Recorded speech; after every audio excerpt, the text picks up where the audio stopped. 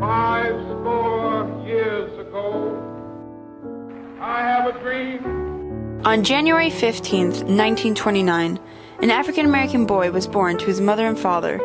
His name was Michael Luther King Jr. As a young boy, Michael grew up in Atlanta, Georgia. It was a difficult time in the world.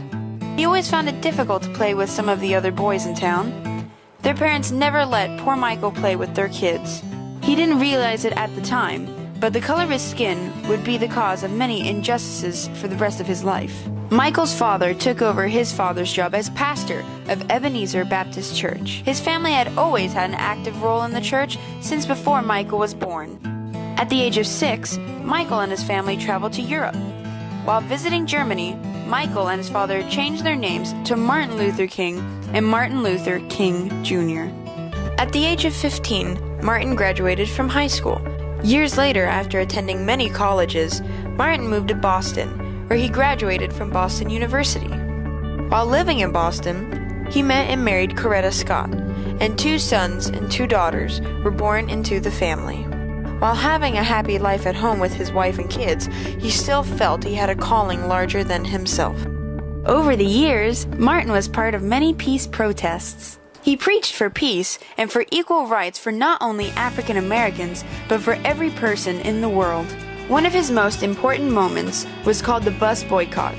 The bus boycotts began as a movement driven by the need for equal rights and desegregation of the public bus system. But as time went on, these boycotts became headline news. On these buses, people with white skin could sit in the front of the bus, but African Americans had to sit in the back or give up their seat to that of their white counterparts. Thanks to Martin and another now famous woman, Rosa Parks, the Supreme Court found the segregation to be unconstitutional. Martin became a world figure and was named Man of the Year by Time magazine. Martin made many speeches in his life, but his most memorable and historical one was held in Washington, D.C. Over 250,000 people flooded the Washington Monument to hear Martin's I Have a Dream speech. So let freedom ring from the prodigious hilltops of New Hampshire. Let freedom ring.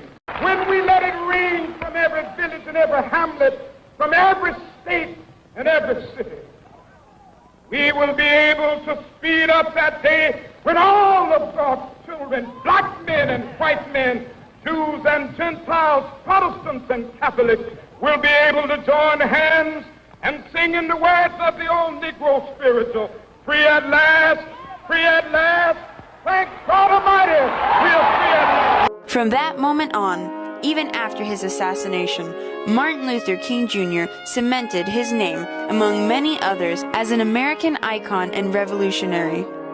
Now the world, while not perfect, can see everyone for who they are and not for the color of their skin.